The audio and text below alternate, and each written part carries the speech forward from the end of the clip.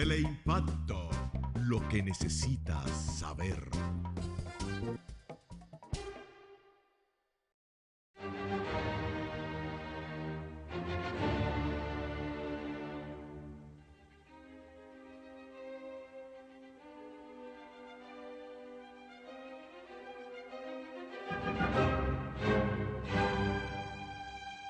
Saludos dominicanos en todo el territorio de la República.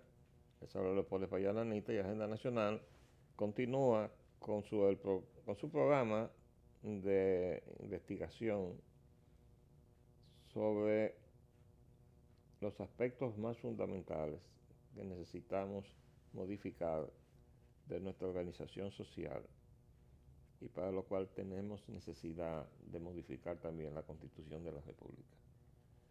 Hay muchas cosas que nosotros nos hemos puesto como objetivo de organización política, por ejemplo, la independencia de los poderes, etc. Nada de eso se va a poder conseguir si no modificamos la Constitución de la República. Y desde luego que hay muchas otras cosas que son casi estructurales en términos de la organización política e institucional de la nación, que estamos tropezando con sus violaciones como cosa de todos los días. Y desde luego que tenemos que buscar que la conformación de las instituciones del Estado estén integradas por personas de una integridad a toda prueba. Que primero comiencen por respetarse a sí mismos para que entonces respeten la función que tienen frente a la sociedad. El que no se respeta a sí mismo es capaz de hacer cualquier de los disparates que nosotros estamos viendo que hacen los funcionarios que tienen las mayores responsabilidades. Me estoy refiriendo ahora mismo concretamente al presidente del Tribunal Constitucional, que se proclamó defensor de la Constitución de la República y le hizo el daño mayor que se le podía haber dado. Primero, se quedó con un fallo de un recurso de inconstitucionalidad sin fallar después de haberse declarado en estado de fallo, y en definitiva declaró que lo que estaba mal estaba bien. Bueno, tenemos como parte de la tarea que nos hemos trazado de consultar voces calificadas para ir adelantando a esa tarea que nos viene encima, para que no nos coja desprevenidos, que es la Constitución de la República. Hemos ido apuntando, trajimos al doctor Ramón Emilio Concepción en los aspectos jurídicos y al ambientalista Luis Carvajal en los aspectos que tienen que ver con el uso racional de este recurso que nosotros tenemos limitado, que es el territorio de la República. Pero hay aspectos que tienen que ver con la integridad de la nación, la defensa de la nación, la seguridad pública, que también tienen que ser debidamente atendidos en la Constitución. Y para cubrirnos en ese aspecto hemos logrado tener la ayuda del general Luis Luna Paulino, que está en este momento con nosotros. Buenas tardes. ¿Cómo estamos ahí? Bien, gracias a Dios. Bueno, precisamente terminaba yo de convencer al doctor Pérez Hernández, que está presente escuchándonos, psiquiatra. Digo, quiero que usted se enrole también en esta tarea que nos hemos impuesto, de adelantarnos a lo que primero lo necesitábamos, porque son fallas que están en la Constitución, pero además los acontecimientos y la forma en que se están manejando las cosas nos están llevando a definir mejor algunas cosas que inevitablemente tendremos que modificar de la Constitución de la República. Cosas que parecen casi descuidos, porque yo estuve buscando, por ejemplo, el derecho a la justicia, que es una de las cosas que pide, entre las cosas que, digamos, necesita el ser humano para sobrevivir en una sociedad, es el derecho a la justicia. Pues resulta que se hizo en esa Constitución una lista de los derechos fundamentales. ¿Y usted cree que está justicia? ¿Usted sabe dónde la encontré? En el artículo que dice garantías de los derechos fundamentales. Ahí está entonces el derecho a la justicia. Pero resulta que en la lista de los derechos fundamentales no está. Bueno, a alguien se le chispoteó, como decía el mexicano, que si están haciendo una serie de principios, eso tiene que tener una organización y aparece entonces la garantía de cómo garantizar ese derecho en la garantía de los derechos fundamentales y no está en los derechos fundamentales. Hay errores como ese. Pero desde luego hay otras cosas mucho más importantes. Desde luego que uno no debe cometer errores de esa naturaleza. Pues se habla mucho del debido proceso, pero todavía falta una cultura ciudadana más avanzada y también los operadores del sistema de justicia. Hay que educar más sobre el concepto de la justicia per se. Y se cree que con introducir una serie de terminología foránea o novedosa, la justicia va a cambiar y no es así. Pero la constitucionalización del derecho, sobre todo el derecho penal y procesal penal, lleva a presuponer que con el debido proceso pues se garantizan ya todos los derechos. Pero ahora que usted ha tocado ese tema, el debido proceso, el Código Procesal Penal, que es un término, el debido proceso creo que viene de la jurisprudencia sajona, ¿no?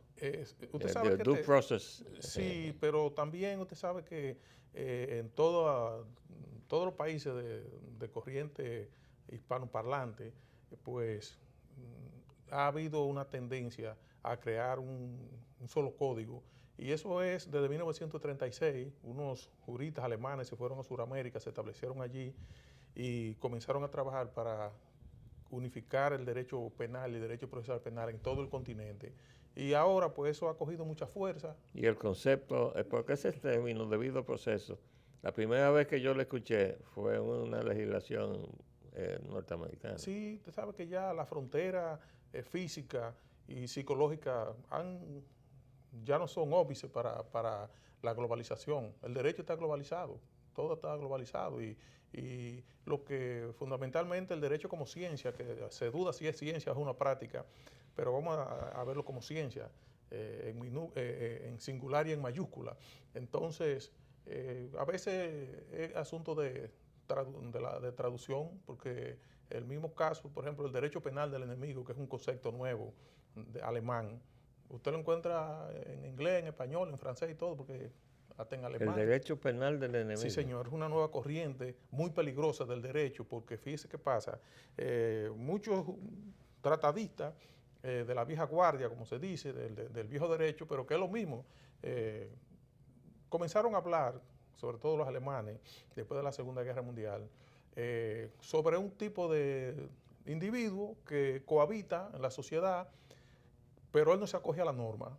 Entonces, hay tres características fundamentales, o tres franjas ciudadanas, que son aquel que por incapacidad mental y escaso discernimiento, por la razón que sea, por no accesar a la educación formal, él no entiende bien las complejidades sociales. El otro es aquel que es habitual por asunto ya de conflicto psicológico, es decir, que tiene trauma, la persona que tiene discapacidad para entender, se considera también que no puede accesar, ni comprender ni asimilar las normas sociales, y los que por hábito ya, aún consciente, pero por hábito, hacen del delito su modo vivendi, incluso su industria. Y entonces los nuevos tratadistas dicen que esas personas son enemigos de la sociedad. Bueno, como la estructura mafiosa que gobierna el narcotráfico. Correcto, sí, señor. Entonces, se entiende, ese derecho está siendo retomado en los centros de educación formales universitarios y en especialización también. Entonces se dice que ese tipo de, que no son ciudadanos, porque el concepto de ciudadano es una creación cultural, no se nace ciudadano, se nace ser humano. Y la cuestión de ciudadanía es una figura jurídica. Entonces dicen, bueno, es que esa persona, ese individuo, no reúne las condiciones para accesar a la categoría de ciudadano. ¿Por qué? Porque él no acepta la norma, porque está en la incapacidad psicológica y emocional de convertirse en un ciudadano. Entonces se considera que como él no accesa a la sociedad formal, ni la respeta, ni está en capacidad de entenderla, entonces se considera enemigo de la norma, y el término que se le ha dado, que es un término un poco paramilitar, se le ha denominado entonces el derecho penal del enemigo, que mucha gente lo confunde con el derecho penal militar internacional, es decir, el derecho de guerra humanitaria o de los conflictos. Muchos tratadistas de fuste, yo lo he oído en la televisión hablando de que el derecho penal del enemigo es el derecho de guerra o humanitario. A propósito que usted menciona guerra, porque nosotros pasamos por la experiencia de que después del terremoto de Haití, Sí, señor.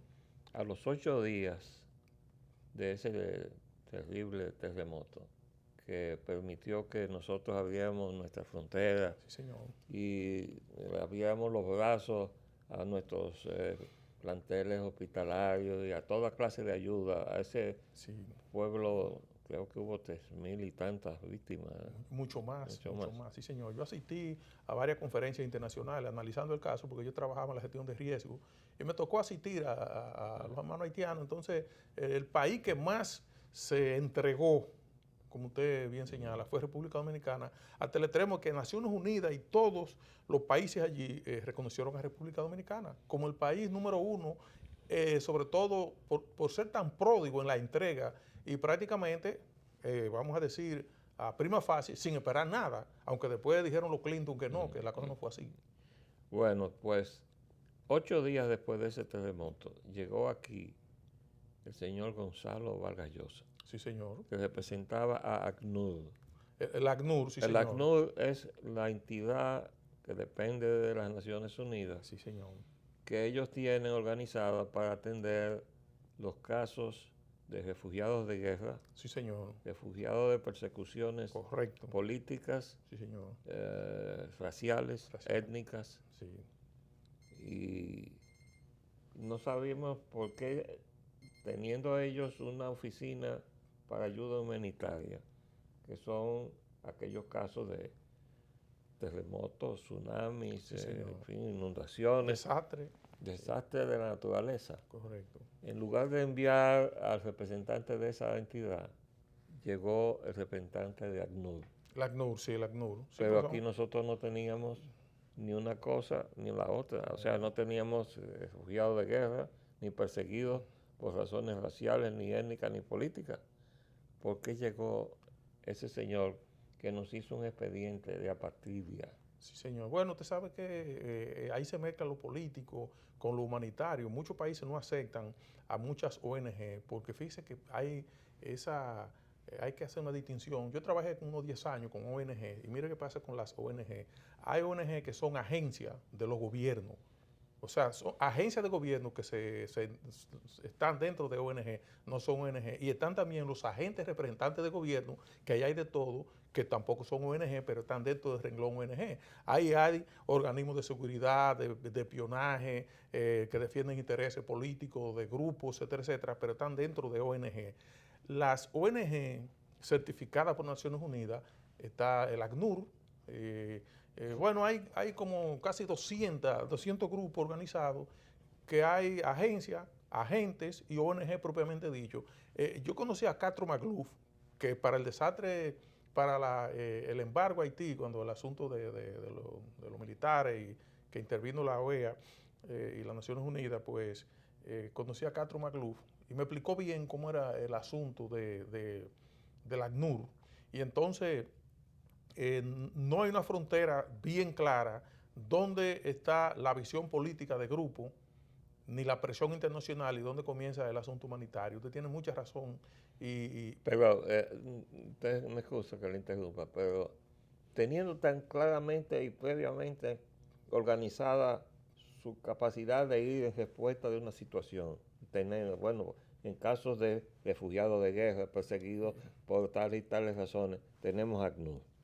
Y si hay algún desastre de la naturaleza, aquí entonces tenemos ayuda humanitaria organizada en todas las formas posibles, de acuerdo con la tecnología disponible. ¿Por qué, si se produce un desastre de la naturaleza, que fue el caso de Haití, tenía que enviar aquí a crearnos un expediente de apatridia? Yo creo que ahí hubo todo un complot contra la República, de la cual formó parte, desde luego, de entidades de decisión de las Naciones Unidas, porque de lo contrario no hubiera hecho actos de presencia con tanta presteza el representante de ACNUR, y mucho menos para crearnos un expediente de apatridia contra la nación. Usted sabe, arquitecto, que el asunto de las agencias internacionales, la ayuda internacional y la asistencia internacional es muy complejo. Entonces, mire qué sucede. Por ejemplo, tenemos el caso de la ayuda o de la asistencia de gobierno a gobierno, pero también está la de ONG a gobierno, pero también está la asistencia europea, que viene siendo ya y la de las Naciones Unidas. Entonces, la cooperación europea es la unión de todos esos países europeos, pero nadie da nada a cambio de nada. Todas esas ayudas de esos países hay que observarlas con mucho cuidado, porque esos países no dan nada gratis. Es algo que ellos... A cambio de... Sí, además que la mayoría de esos proyectos ya vienen prediseñados, y si usted presenta un proyecto que no coincide con el de ellos, no pasa. Entonces usted sabe cómo es, ese es el, vamos a decir, el modo vivendi, tanto en el aspecto profesional como económico, de los consultores y los especialistas. Entonces, cuando llega un proyecto, ellos lo aceptan como venga. O de expresidentes como el señor Bill Clinton, bueno, que tiene sí, una ONG para ayudas humanitarias, ¿verdad? Bueno, por la consideración del personaje, vamos a llamarle que sí, pero hay otros que no han sido, no son expresidentes, que detrás del proyecto humanitario está oculta entonces la agenda. Hay una agenda oculta que no es la que se ve. Hay mucho de Sudamérica, así, incluso tendencia política de avanzada, pero también de, podríamos decir, estacionaria en el tiempo, también tienen su agenda oculta. Nadie envía representantes a todo costo, y además para liberar fondos, si no tiene una agenda oculta. Pero déjame hacerle esta consulta aquí, que es una inquietud que yo tengo con relación a los organismos internacionales. Por ejemplo, la Organización de Estados Americanos tiene una carta que la constituye con una serie de principios, su carta orgánica, que es una vocación de todos sus miembros de organizarse y convivir de una forma democrática con respecto a principios fundamentales como la soberanía de los Estados miembros. Es decir, hay una frontera dentro de la cual si usted, bueno, que todavía lo estamos viendo casi todos los días, ¿no? El organismo transgrede esa línea tenue que define una cosa que es soberanía con lo que no lo es. Y trata entonces de imponerle decisiones del organismo. Bueno, la presencia y la incorporación en los organismos internacionales es una cuestión voluntaria. Seguro, pero si después que lo firmó es obligatoria, es vinculante. Bueno, pero está bien. Pero acuérdese usted que hasta los Estados Unidos, cuando no hubo entendimiento entre los estados del norte y los del sur, los del sur decidieron salirse de la Unión. Por eso se llamó la guerra de secesión. Es decir, usted pertenece en ese club mientras le conviene o mientras sus derechos son respetados. Bueno, es lógico, porque hay una reciprocidad. Yo no puedo vincularme a una obligación si yo no tengo una reciprocidad. Sí, pero yo tengo en la cabeza muy claro en este momento la prioridad de un principio que está tanto en la OEA como en la ONU, que se llama el respeto a la soberanía de los Estados miembros. Sí, señor. Es decir, hay una frontera que se supone que no se debe transgredir, ¿no? Sí. Bueno, usted sabe, arquitecto, que dentro, porque esas no son instituciones para respetarlas, pero el respeto es un asunto que tiene ciertas causales. Mire, ahí está, recuerde, el Consejo de Seguridad. El Consejo de Seguridad es la imposición de lo fuerte, el poder de veto. Sí. Entonces, una potencia puede, por encima del Consejo de Seguridad, uno solo vetar cualquier resolución y entonces acogerla para sí. Hay muchos ejemplos recientemente, en los últimos 10 años, de cómo algunas potencias se erigieron ellos como defensores de la humanidad y comenzaron a castigar a supuestos violadores, genocidas y miren el resultado ahí, como están esos Pero pueblos. óigame, perdone que le vaya interrumpiendo para seguirle preguntando y aclarando conceptos. Esos organismos internacionales, Naciones Unidas, por ejemplo, yo lo entiendo como una instancia a donde hemos concertado después de varias guerras, donde nos hemos desangrado entre todos. Sí, señor. Vamos a hacer vamos a construir un salón donde nos reunamos para conversar antes de pelearnos, ¿no? Debería ser. Y entonces allí se dirimen diferencias y tal, y entonces ese recurso del veto, ¿no? Después que ya hay una mayoría que ha decidido algo, pero hay un club selecto. Los 5 grandes. Que tienen entonces la capacidad de decir, no, eso no puede caminar. Pero es una forma de sentar a todos los que pueden entrar en un conflicto a hablar, y yo creo que estamos frente al caso de Corea del Norte. Corea del Norte, sí, sí. No sé cómo la vamos a sentar para decirle no siga tirando misiles. Ese señor es un actor de primer orden y es un señor muy culto, no es un señor que salió de un cuartel semianalfabeta, no. Ese señor es egresado de universidades europeas, como lo fue el Ayatollah Khomeini, profesor de filosofía en una universidad francesa, y la gente decía, que son fanáticos. No, ese hombre no es un fruto de un cuartel, un cabo que se subió ahí por herencia, no. Ese hombre es egresado. Ese hombre es del grupo de los Nuevos Mandarines. Los Nuevos Mandarines fue aquellos grupos que envió Hoa Kufeng, Li Peng a Europa a formarse para entonces regresar a China y desarrollarle. Mira cómo está China, primera potencia, pero eso fue un trabajo a largo plazo. Y ese es del grupo de los Nuevos Mandarines. Porque eso suele suceder. El caso de Osama Bin Laden, por ejemplo, era un ingeniero civil graduado en Inglaterra. Correcto. Mire, señor arquitecto, uno de los problemas, de los casos más patéticos que trató las Naciones Unidas durante la Guerra Fría fue decidir qué era un terrorista y decidir qué era terrorismo. Y eso duró muchísimos años. ¿Por qué? Porque los países no se ponían de acuerdo.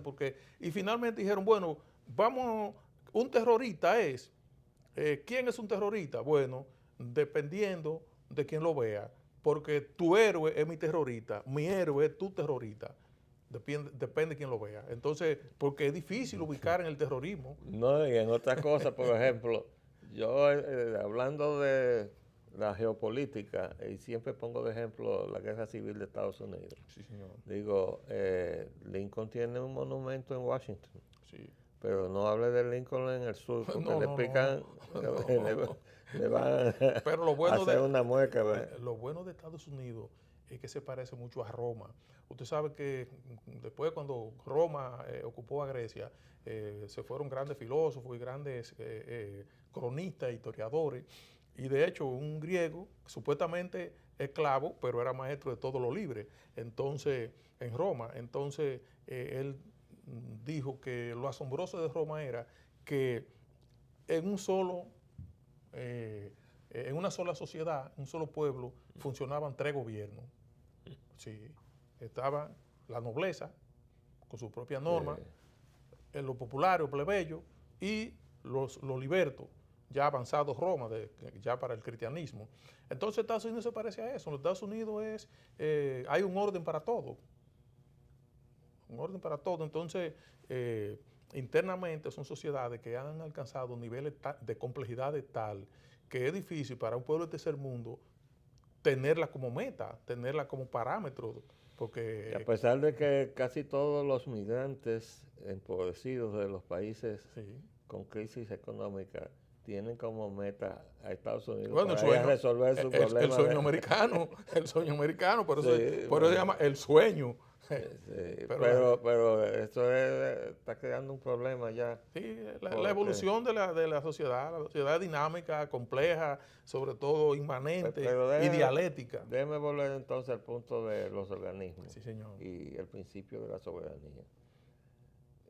Tenemos ahora mismo el caso de la Comisión Interamericana de Derechos Humanos. Esa comisión depende de la OEA. Pues esa comisión, debido a una violación que se hizo a la Constitución de la República, se le dio jurisdicción sobre la República. Y nos declararon que nosotros estábamos violando los derechos humanos de los ilegales haitianos que tenemos en este país, gracias a que estamos incumpliendo con todo nuestro ordenamiento jurídico. Si no, no lo tuviéramos aquí.